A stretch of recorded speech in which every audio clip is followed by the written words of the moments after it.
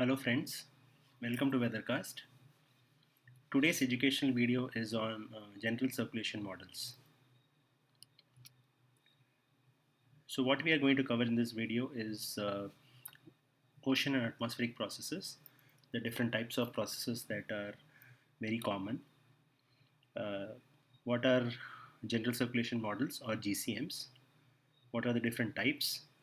What is their framework and the inherent deficiencies that lead to some erroneous predictions uh, using these GCMs. So on a spatio-temporal scales, the processes can be categorized as follows.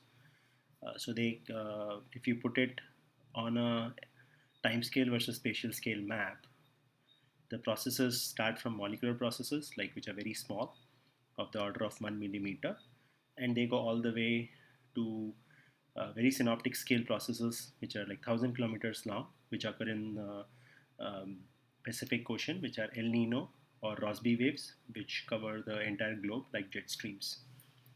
So these are the various processes that occur in ocean and atmosphere, and these are the processes that one has to resolve to predict the weather and climate of the Earth.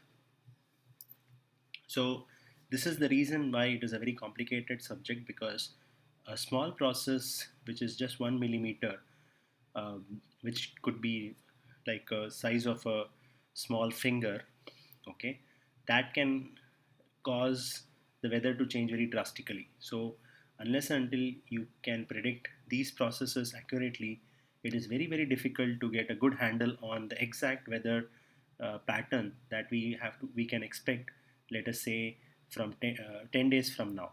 Okay, so this is the range of processes that we are talking about, and the scale of the time scale of the process, which also varies from 1 second or 100 millisecond all the way to 10 years. So this is the complexity associated with weather prediction. So you can put them, you can give them different names like small scale, submesoscale, mesoscale, and synoptic scales. Of course, in order to predict these processes, we have something known as general circulation model. A general circulation model is a type of climate model that uses mathematical equations to model the processes that we just discussed. And these equations are basically fed into a computer program, and that is how we simulate the Earth's weather or Earth's ocean and atmosphere. We have different components, which are atmospheric general circulation model and oceanic general circulation models. Those are the key components. And when you put them together along with the ice and land surface components, that basically forms the general circulation model. There are different types. You have the European model, which is known as ECMWF. Then you have the US model, which is the GFS. Then Germany has a model, which is ICON. And we also have our own Indian GFS model, which was kind of formed with the help of the US GFS model. Okay. So each has a different spatial and temporal resolution, and it also differs in the way in which these models are initialized at the beginning. We will talk about this more in the next few slides. The basic framework is you have climate models and you have Earth system models. The basic difference is that the climate model or the general circulation model basically has an ocean component, has an atmospheric component that talk to each other using sea ice component and the land physics or hydrology component. So river runoff, the lake runoff and all those things, or the land processes like mountains and all these things are also inbuilt. So this is a climate model. Then you have an Earth system model, which is a more comprehensive model where atmospheric circulation is there, ocean circulation is there. You have sea ice and you have land. Apart from that, you have chemistry and biological components as well, like the CO2 emissions or the ocean geochemistry and ecology and the plant ecology as well, and land use, land change, land use, land cover patterns. So this is a more comprehensive model, but we are going to focus on the climate model or the general circulation model, which is this part, which only has ocean, atmosphere, and land and sea ice components. So the basic mathematics of GCMs is as follows. You have the mass conservation equation, or which is also known as the density equation. So basically you have different variables which are density, velocity, temperature, salinity, moisture. So one has to solve for all these components in order to get the weather right. Okay, so if you want to predict the weather, then you need all these variables. So you have different variables and you have an equation for each variable. So I'm not going to go into the details of this. It's a very complicated mathematical equation which has thermodynamics and kinetic energy and concentration and moisture, everything inbuilt. So one has to solve this in a mathematical framework. But in a small gist, you have 7 equation for atmosphere and 7 equation for ocean, and you have 7 unknowns for each ocean and atmosphere. These unknowns are basically the velocity, which is the zonal, meridional, and vertical velocity, UVW respectively, temperature, pressure, moisture, and density in the atmosphere. And you have the same components, velocities, zonal, meridional, and vertical currents in the ocean, temperature of the ocean, which is the sea surface temperature, and below that, pressure, salinity instead of moisture, and density. So you need to solve for all of them. And of course, these cannot be solved by hand because they are non-linear, highly non-linear. Hence, we need supercomputers to solve them.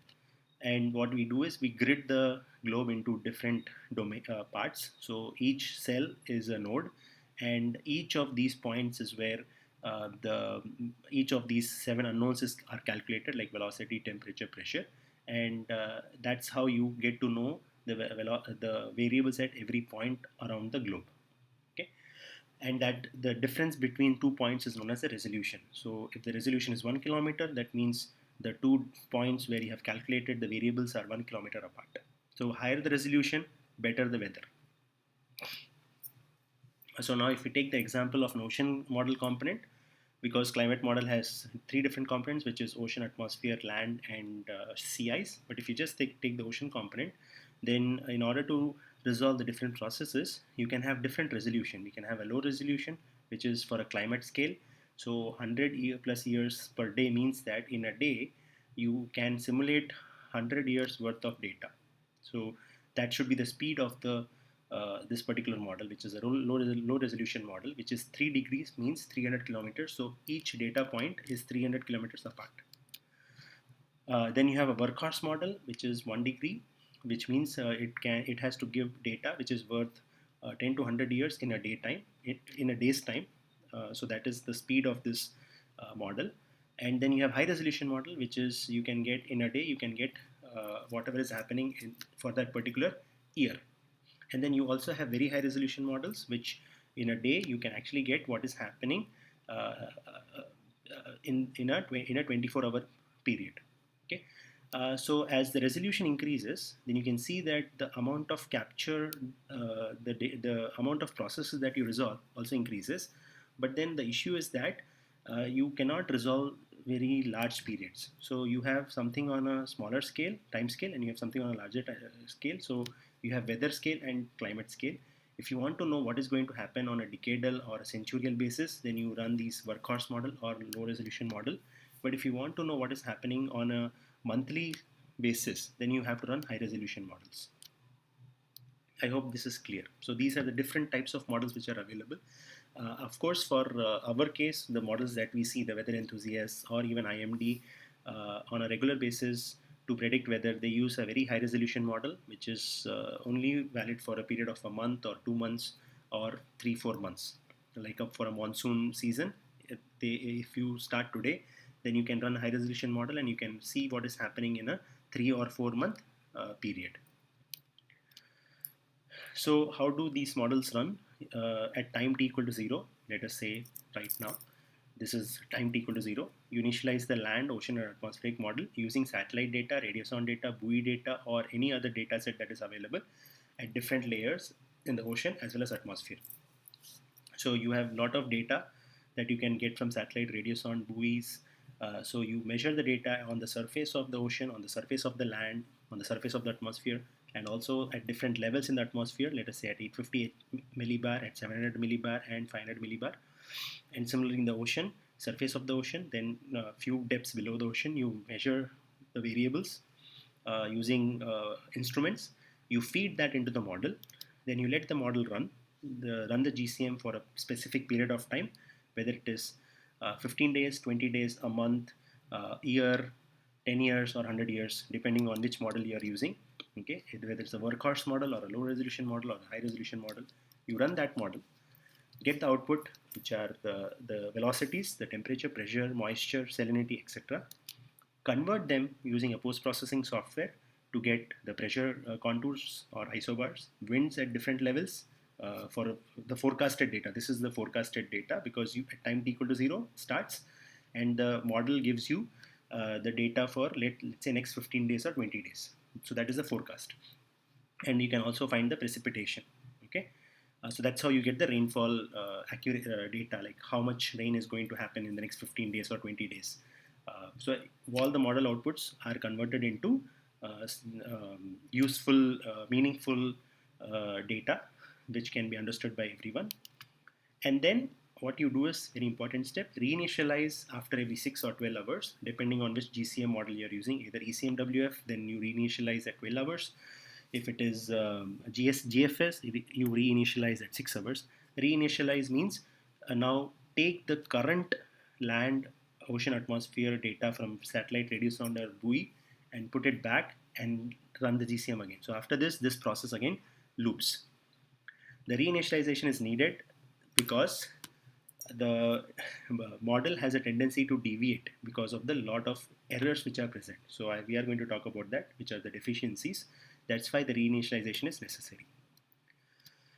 Then you have something known as ensemble-based modeling, where you start at time t equal to 0, initialize the data, run the model, but then you do this, but you run the model by perturbing this initial condition to allow for sensitivity. So let us say you start from some measurements which are achieved from satellite, radio sound, and buoy. Now you perturb them, or you use some standard deviation where you create a data set which is known as the ensemble, and you run the model using each data set. So one data set is what you know, but then you perturb that data set by, let us say, 5%, 10%, minus 5%, minus 10%. So you have 4 different ensembles, correct? Now you take a mean of that and get to know the average weather that is going to happen, and with a standard deviation to see the sensitivity in the forecast. This is typically done for cyclones, where you have different tracks and then you get a mean track, and then you say that, oh, this is a possible track, this is a possible track, this is a possible track. So the possible tracks basically come from the sensitivity. So you take the data, you perturb it around that mean, because you know that there could be a 5% deviation as the model is forecasting. So you want to catch that error, right? So you do an ensemble run, and that ensemble run is something which can reduce the error. Okay, instead of reinitializing every time, you just do a sensitivity study. All right, so now what are the deficiencies? The first deficiency is resolution. Like I said, you are unable to capture all the processes because the processes start from as small as 1 millimeter to as big as 100 kilometers. So it is very hard to get a model. So 0.1 degree model is basically a 10 kilometer. So you see that the difference between 0.1 degree and 1 degree model is that you can clearly see that we are unable to capture these fine scale features in the 1 degree model. So the lower the resolution, higher the resolution, better is the capturing of these processes which actually govern the weather. But when you are going for this 0.1 degree model, then the issue is that you cannot run it for centurial scale or decadal scale. So you can only run it for, let us say, 10-15 day period. So you cannot get a very long range forecast. And if you want to do a very long range forecast, you can see that the small scale features are kind of missing. And if these missing features will provide a lot of errors, and whatever you are predicting may not be true. Okay, so resolution issues are there. So that is one deficiency which could lead to erroneous model outputs. In a long range, in a short range, this is better, but short range means that you can only prepare yourself 4 or 5 days before the impending event. So you cannot. So what today I cannot predict what is going to happen. Let us say in November.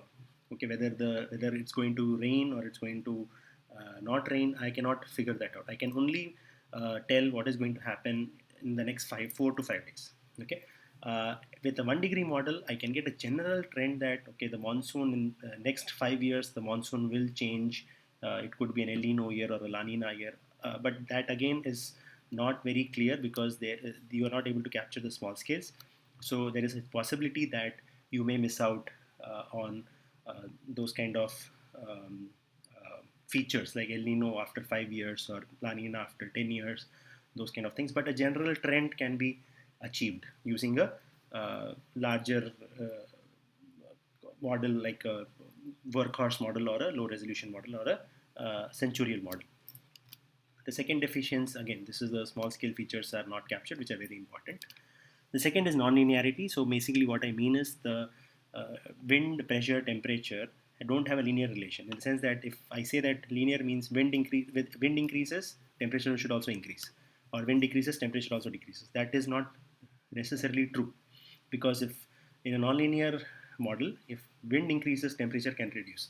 So these kind of nonlinear relationships give very hard time, because the model has to be tuned to predict these kind of nonlinear relationships. Okay, so the nonlinearity in the variables gives a very hard time for the models to get the weather predictions right. And lastly, the most important thing is total randomness. So there is a lot of randomness in the variable, in the sense that if I take any variable, which is what we call turbulence, if you take any variable around the mean state, the variable can fluctuate. So that fluctuation will lead to a completely different result 15 days down the line. So let us say on day one, I initialize the data using this fluctuation, this data. Uh, However, I could have chosen this data if I had run it, let us say, uh, 30 minutes later. Okay, I could have chosen this data, but now I am going ahead with this data. And with this data set, since there is a randomness, so much randomness associated, so what happens is that this particular initial condition can give a very different result compared to this particular initial condition. Okay, hence that randomness is a very inherent feature which is not captured accurately by any model, and hence many models use a lot of assumptions, and that is a major limitation, because with any assumption there is a chance for a lot of error, and that is the reason why the randomness causes a lot of times whatever weather you predict, let us say 10 days in advance or 15 days in advance, is subject to change. So the only thing that can actually be um, believed is something forecast which is 3 or 4 days ahead of time, because then what happens is the randomness can be reduced to some extent, and that randomness can also be tightened by doing an ensemble averaging, and you can get a better handle on the weather prediction. So this randomness or chaos adds to a lot of errors in the models or GCMs. So this is why reinitialization is very important. So you have to, without reinitialization, what you can't do is you cannot capture the randomness. That's why this reinitialization is very important after every 6 or 12 hours. So reinitialize will help in reducing the bias. It will not completely remove the bias or model errors, but it will reduce it. Or you use ensembles, like you do a suite of runs, but that suite of runs will take a lot of time. Hence, people usually resort to reinitialization. The suite or the ensemble creation takes a lot of time, but it's as good as a method compared to reinitialization. Okay, so either of the two will help in reducing the GCM biases. So I hope this video was useful, and now you have a good handle on why weather prediction is such a uh, uh, big game, or why is it that sometimes whatever we tell, like it's going to rain heavily, it doesn't happen, or sometimes we miss out on very heavy rain predictions.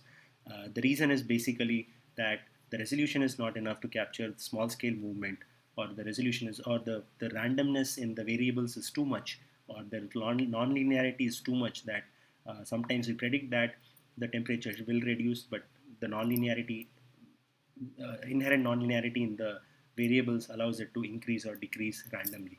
So these are the reasons why deficiencies, the reasons or the deficiencies in the model that don't give a very good prediction. But even with this, when you have good experience in weather prediction as a meteorologist, then you can actually make sense of some dynamics, and you can give out a better prediction using them. So that is what our scientists at IMD do. They look at the model outputs, but also they use a lot of knowledge that they have gained over the past years, dynamics as well as statistical, and then only they hand out forecast. So the one thing is the model runs are not to be just looked at independently, because if you just look at the model runs then and give forecast, then you will be wrong 70 to 80% of the time.